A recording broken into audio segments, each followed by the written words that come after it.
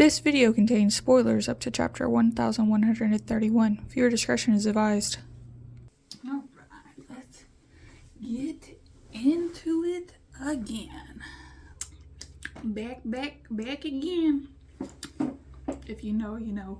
Well, here we are. I'm back at it again. I got a new theory, and I think the trees are the keys to Joyboy's allies. And you're like, what the fuck are you talking about? There's trees everywhere. Trees. And like, what does that have to do with the One Piece and the One Piece world? Well, what if I told you I found something interesting inside the sun symbol that shows up a lot inside of One Piece in correlations to significant trees? And what if those correlations equaled to the Ancient Kingdom or Joyboy's allies? Well, before that, welcome back. If you're here again, thanks for coming back. First timers, hi. I know that line was crazy, but just stay with me. We'll get through it together. I'll explain myself. So let's talk about these goddamn trees. So what kind of prompted me to this theory? I've been thinking about trees a lot. I've had a tree theory for months. That hasn't really went anywhere. I didn't really have a good through line to connect all my theories, or why this tree means this or why this tree means that. And as an anime weeb does, I was scrolling through Reddit, looking at fan theories, looking up other things, and then I see this picture. It shows multiple instances of the sun being depicted in One Piece, and it's always the center circle of the sun and then 8 dots around it. Always. You see it in Alabasta, you see it in Kuma's flashback, you see it in Skypiea. You even see it in Elbath when they're depicting Nika for the first time to Luffy and co. That prompted me to theories that there's eight allies, probably 8 dots means 8 allies. That's where my mind was kind of going. And then just started all falling into place. Like, what if these trees are representations of the ancient allies? But before we get all into that, let's go back to the beginning, because Oda has been planting that trees are important from the very beginning. The very first tree we see of significance in the story, obviously, is Nami's orange trees, or tangerine trees, whichever you would like to call them. They're the very first trees we see of it important. They're very important to the village. They're important to Nami in the village together to fight for these. But I would like to just go back to the Japanese original. These fruits are actually called a mikan fruit, or mikan. I'm not really sure. The mikan fruit is typically enjoyed in Japan during the new year, or the new dawn. They symbolize good luck, prosperity, wealth, and even sometimes the sun. So right off the bat, Oda is throwing in her face that these trees mean something of importance. What do they mean? Haven't figured that out yet, but we're going to go to the first time that they are mentioned. These special trees are mentioned to us blatantly, to the reader, and that's in chapter, 431, and Frankie calls them special trees in Water 7. Now, the tree that Frankie is talking about originally when we get there is the Great Tree Atom. And I'm going to call them great trees instead of special trees because I just like that name better. Well, Frankie busts in, as he does, ass first, with the sisters, and he comes in and wants to tell the Straw Hats a story. He's telling them about the Jewel Tree Atom, or the Treasure Tree Atom, depending on which translation you pick. I believe treasure is more accurate to the original Japanese, so I'm going to go ahead and call it the Treasure Tree. Frankie says, it's a great tree. It cannot be chopped down. People gather around it, create nations. Only a few trees like that are in existence, and the strongest tree in the world is the Treasure Tree Atom. Frankie also states, whether people fight wars or rain cannonballs from the sky, or whether they die off and all the buildings fade to ruin, the tree will always remain. Now, spoiler alert, if you're not caught up on the manga, in chapter 1131, Loki, the giant prince, confirms, I never can say this freaking word, Yggdrasil. So spoiler alert for chapter 1131, Loki confirms that Yggdrasil, the Elbath tree, is the same tree as the Great Atom tree. They are one and the same. So this confirmed that, which a lot of people have thought about, and this is the first great tree that's mentioned. I think this tree, it makes perfect sense why it was in Elbath, because who else could have gotten or harvested this wood besides a giant?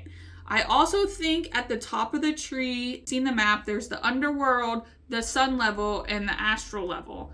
At the top of the tree could also be High West, mentioned all the way back in Skypiea from the Kami, the Sky Knight. They say High West is the entrance to the White Sea. I believe that could be at the top, the astral level of the Atom Tree, or Yggdrasil, that Kami talks about. But we're going to talk about Skypiea here in a little bit. But I just wanted to point this out. This is the first great tree. I think there's a great chance that below this tree is also a poneglyph underneath there, as many other trees you'll come to see do typically have something extra associated with them other than just being a tree. So going to Skypiea, we're going to talk a little bit about the Giant Jack and the Holy White trees. But before that, I want to just kind of reinforce the fact that High West might be there, seeming that Elbath also has sea clouds and island clouds. They also use the Farce, or the Zvar? I don't know. That boat, basically, that runs on clouds. And we know sea clouds and island clouds are both formed on particles from sea stone prism, basically, that just gets trapped in the sky and creates these lands. We also learned that there are many other islands because the Kami, the Sky Knight, also thought that Luffy and Co. island hop there, and we know there's other islands because Enel's from Burka, Nami is trained in Weatheria, and then there's Balloon Junction where Kaido tried to kill himself in front of Kid and what's that guy's name? But now on to actually Skypiea on the Great Trees. I will say I'm not too sure about the Giant Jack in Skypiea being a great tree, but just hang on with me. The Giant Jack looks very similar to the Kona trees found down on the ground on Java by Mont Blanc Nolan when he used them to cure the Shandorans of their tree fever when he first arrived to the island. Something that supports the Giant Jack potentially being a great tree is that the Shandorans were entrusted with a poneglyph from the Ancient Kingdom. So I potentially think that can this, but I also want to point out that we never see the bottom of the Giant Jack. And the Sky Knight, the Kami, says that all plant life from Skypiea has to originate from Varsh, from the land below, from the Blue Sea, to be able to make it up into the White Sea or the White Sea. And we know specifically that the upper yard, I'll show a panel, gets skewered onto the Giant Jack.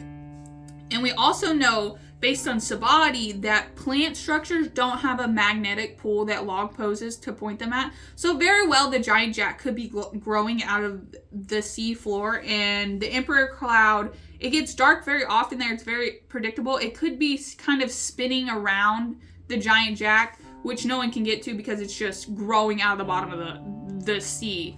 And no one can get there unless you have a Vitrix card to get you there. I also think if the Giant Jack isn't the Great Tree of Skypiea, I still think they have one. And those are the Holy White trees in Skypiea that are mentioned in the flashback between Mont Blanc Nolan and Caligura. The Shandorians worship trees. They believe they're sacred, specifically the white holy trees, where the souls of the Shandoran ancestors are said to be guided to by the great bell that is there.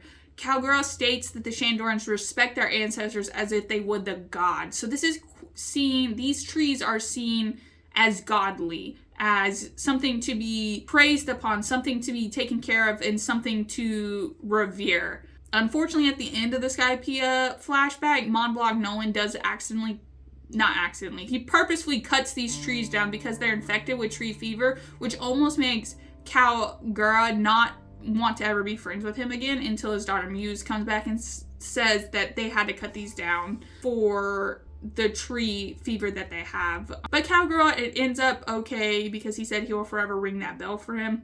But I always think all roads come back to Skypiea, and whether the Giant Jack is the great tree of that arc or it's the Holy White trees, I believe there's one in that arc regardless of which one it is, and I'm just going to count those as one.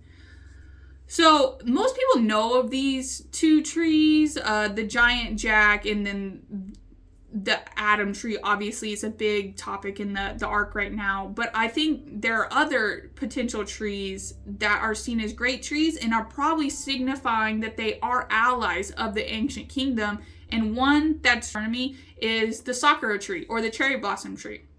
Now back in Drum Island, we learn that the doctor tells Chopper these trees could heal all illnesses just by seeing them, by being in their sight. So I think this was just a push forward to the future, and we get all the way to Wano, and there's the great Sakura tree above the flower capital. It's huge, it's massive, it's bigger than the castle. And I think a nice touch that I noticed by Oda when we're coming into the Wano arc, when we first see the flower capital for the first time, all the smaller trees around the ground and in the forest everywhere are all abloom. They're all nice and beautiful and pink and they're going. But the great Sakura tree on the mountain, bigger than the castle, hasn't bloomed yet.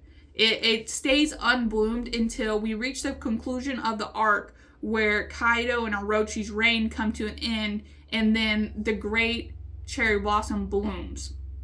Meaning the country is healing. It's healing from the illness that was Orochi and Kaido, and hopefully this healing continues, especially with Green Boy's help out in those fields when he was fighting them. He did bring a lot of plant life back, but this symbolized the healing and the new spring of Wano. And we already know that Wano was an ancient ally to the king, to Joyboy and the kingdom. They had the poneglyph, they have Poseidon, they made the poneglyphs for the ancient kingdom to disseminate around the world. They are the craftsmen of that. So that was just a for sure one. Also with the Shandorans, they're for sure protectors of the poneglyph. They're for sure allies. So I think those two we know are allies of the ancient kingdom, and it just further lends support to the theory. And also, again, the poneglyph underneath the mountain where the great tree was planted, it's a road poneglyph. It's a very important, it's intentional. It's a signifies of the ally of the ancient kingdom. Now, more great trees. So we got 3, let's go to 4. Is obviously the Tree of Knowledge in Ohara. It has to be a great tree. Then the Tree of Knowledge, also on a side note, is the oldest dated item that we have in One Piece, at being 5,000 years old. It's the oldest dated thing we have. There's nothing older that's specifically pointed out as being older than the Tree of Knowledge. So the Tree of Knowledge was obviously a priority of the Ancient Kingdom. Ended up planting it.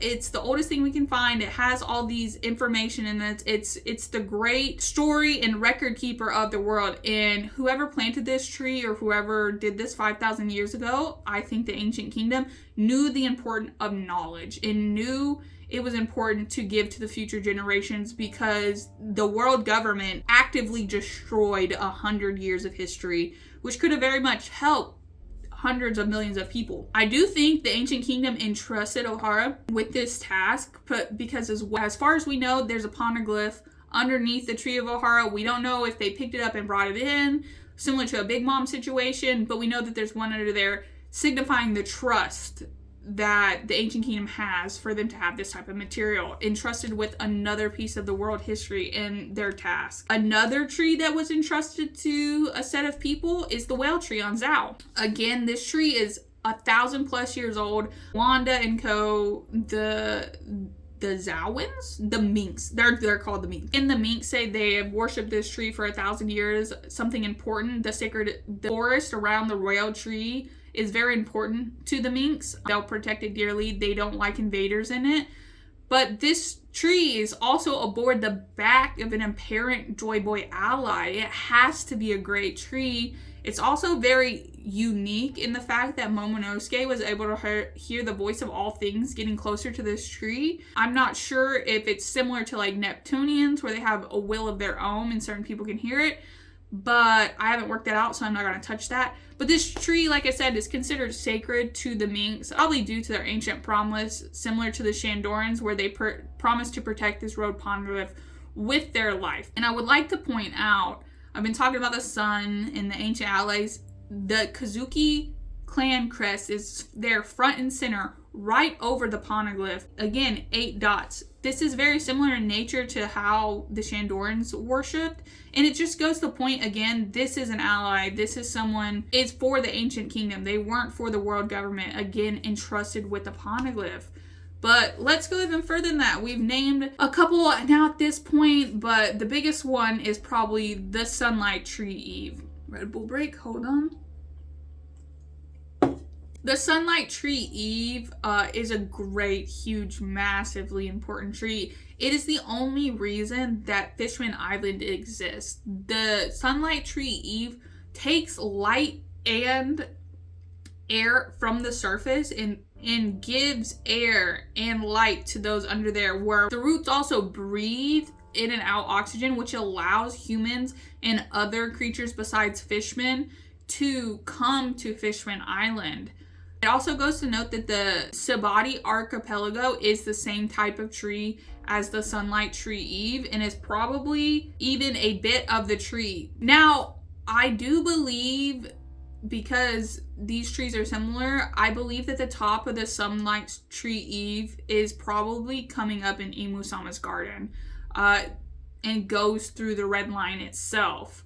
We can see bits and pieces of when we're in Emu's garden. It does look like there's a big tree over off to my right hand side. Very floaty. It looks very ethereal, similar to how it does on Sabati, but we'll probably find that out. But I do believe it is sticking out there in Pangea Castle up at the top and goes through the red line. So once the red line is broken at the end of the story, like many people believe, Fishman Island will cease to exist because they will no longer have the Sunlight Tree Eve to protect them, because the red line is broken and has broken the tree. And again, this is another great tree. They potentially had 2 poneglyphs below it at one time, seeing the missing spot, but they have an apology from Joyboy down there about him not being able to do enough for them. And again, another point to this points to an ancient ally or a Joyboy ally. Now this one, many people probably haven't thought of this one, haven't heard of this one, forgot about this great tree, because I even did until I started doing this theory. Now,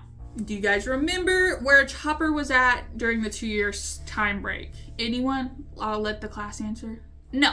It's Birdie Kingdom or Torino Kingdom, or the island is also sometimes called Treasure Island. It's in the South Blue Sea. It's not on the Grand Line. But many people may have forgotten this island. But first look we get, it's a massive tree, massive birds. This island also, when we first introduced it, looks very primitive on the surface. There's island skirt guys, but as they're chasing Choppers, Chopper notices they're quite advanced. These spears that they're being thrown at Chopper are rocket propelled. This goes to show you the civilization is quite developed actually on the surface. They're just choosing to like chill out. It's nice outside. Who doesn't want to wear a grass skirt? But also another feature on this island I thought was very important is inside the tree on this island, similar to like Ohara, there's a massive library filled with all kinds of knowledge, but specifically medical knowledge. This island is also filled with a ton of medicinal plants. The inhabitants haven't just been able to get to that often because the birds chase them out. And the fact that this island is also called Treasure Island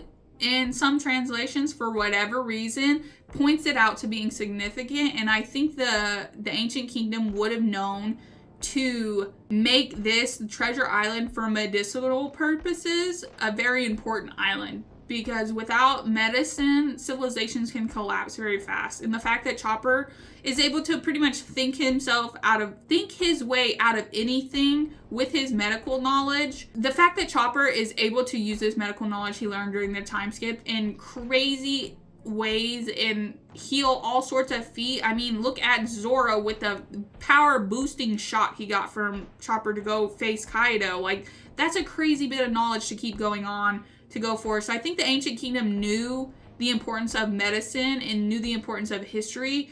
And Birdie Kingdom is similar to Ohara, where they are very sacred places and they need to be protected because they keep the knowledge. They're the record-keeping islands. I'm going to go into my last tree. So I was left with looking for a last one somewhere in here. And I thought there's one last tree that's pretty important to the story that a lot of people also forget. Now, the island that Luffy and Rayleigh train on during the time skip is called Rusukaina. Rusukaina is an island in the calm belt, not very far from Amazon. Pretty much the defining features when you look at the map of this island is 3 volcanoes and a ton of interconnecting trees. Big interconnecting trees. These trees are throughout the island. They're huge. When we're first greeted on this island, when Luffy and Co get down, there's also ancient ruins on the island, decrepitated buildings, and Rayleigh says the island is deserted. So for this island to be deserted, it had to once have been inhabited, potentially with the allies of the Ancient Kingdom. And then there's one particular feature of this island that made me think maybe this is another great tree, and that is the safe tree that Luffy leaves his hat at for 2 years. It's a safe tree. Animals don't come around it. They don't mess with it. They don't do anything with it. Now, this tree looks very similar to the African baobab tree. I think that's how you say it. Correct me if I'm wrong. But it's also commonly known as the tree of life in Africa because over 300 types of species benefit just from one tree alone. And the tree always symbolizes the will to survive because it stays on even after people have moved on, animals have moved on. There's a drought that's happening. This tree is very resilient, and it appears that Rayleigh knows this tree is very resilient because there has been civilization on this island that has been wiped out, but it still remains. It still remains a safe spot, and Luffy's hat didn't move for 2 years. This tree being safe kind of ties nicely in with the allied kingdoms, with the allies of Joyboy in the Ancient Kingdom. And then I started looking at the name of the island, Rusukaina. It's a play on words for is anyone home or are you away? So I think this is kind of a nod to is anyone home? Like, are you away? Is anyone here? Is kind of like a play to like, this is an important place, but I'm gonna leave room for that not being the last kingdom, because that is the only defining feature on Rusukaina is that one safe tree, and I'm not sure that would count for number 8. So I'm gonna leave room that Rusukaina is the one I'm least sure about because the lack of poneglyph or any other knowledge that was found on this island. Obviously, like, they trained hockey and whatever, blah blah blah, but you can train hockey anywhere. This place just has like 40 seasons a week or whatever, so it's a good place to train. But I'm going to leave room that this is not the tree. This is not the 8th tree. This is not the 8th ally.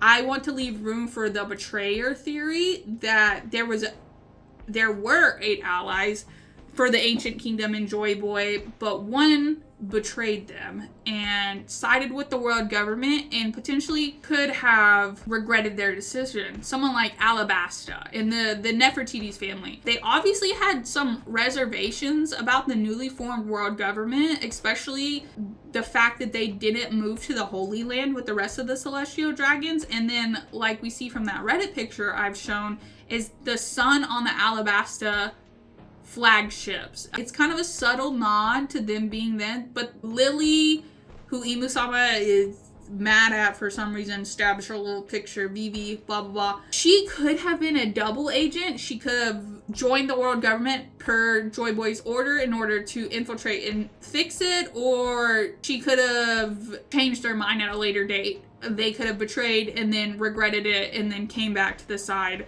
I don't know. I'm going to leave room for the betrayer theory just in case Rusukaina is not the 8th tree. And the Nefertiti's kind of fall in line with that. But it could be any other island we haven't seen yet, like Lodestar or something like that. Now, I want everyone to remember that Frankie did say there's only a few special trees. We've named 7 or 8 of them, however you want to think about it.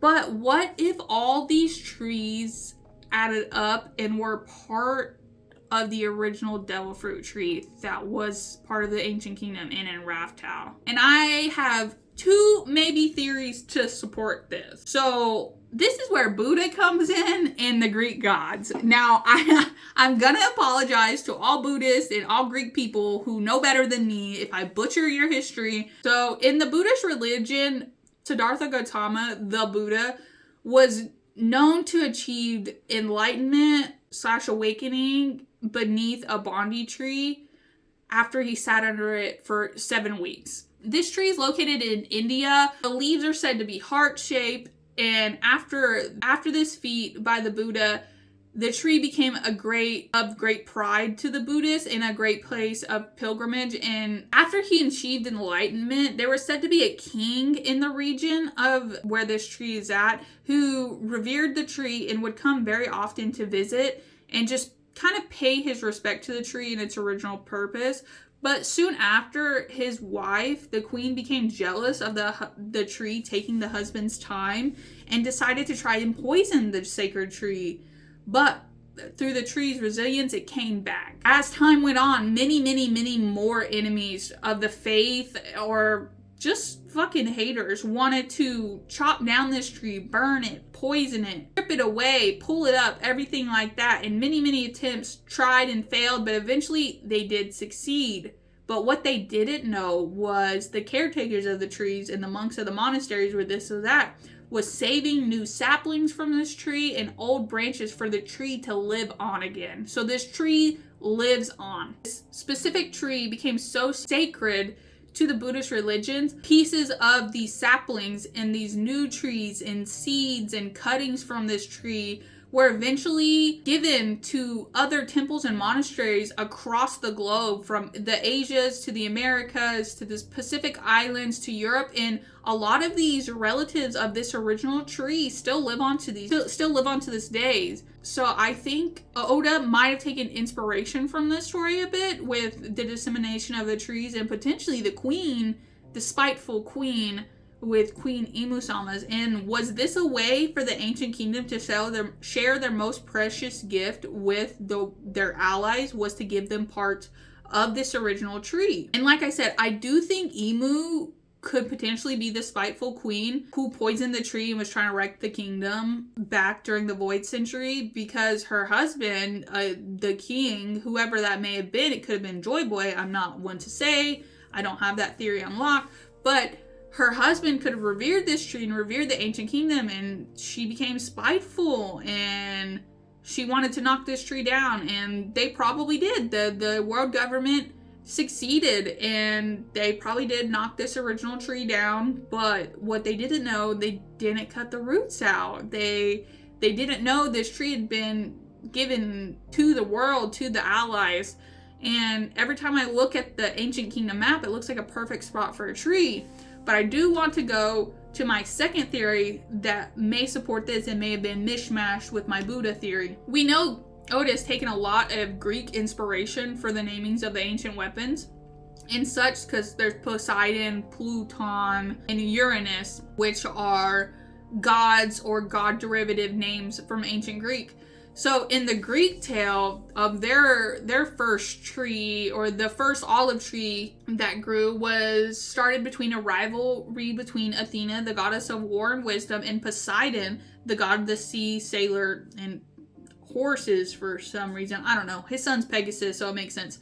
But anyways, Athena and Poseidon were battling for who would get Attica, a region of importance in Greece, and they wanted the city named after them. So Zeus came in and played referee to see who would do better at ruling this land, basically, whose namesake was worthy of this land by what they give to the people. So Poseidon, his gift was he struck the ground with his great trident and arose a great horse, capable of winning all battles. Whereas Athena, she struck a rock and brought forth the world's first olive tree.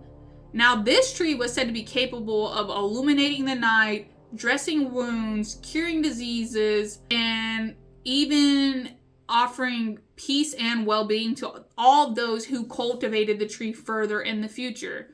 Now, Zeus judged this competition and awarded it to Athena, which ended up naming the city of Attica to Athens. And Zeus ruled for Athena because he said, "You gave men the olive tree. You gave them light, nourishment, and an eternal symbol of peace." I mean, that sounds familiar, right? They gave them night, the sun tree, Eve. They cured the diseases, the sakura tree, and became a symbol of peace. And that's how Yggdrasil is trying to become, with the king trying to go for peace. I think both of these, if you mishmash them together a little bit, they make sense for what's going on and lends more credence to the fact that these trees are probably symbols of peace and allyship between the Ancient Kingdom and Joyboy and their allies even further here in the future. So I think, just to sum everything up, these trees might have been part of the original great tree in the Ancient Kingdom and of Joyboy's kingdom that was the original devil fruit tree, and they were all pieced out and given all over the world before the Void Century even started, way before the Void Century even started, as gifts to their allies about, this is our greatest accomplishment, this is our greatest possession, this tree, if we give you part of it, it's our greatest gift we're giving to you.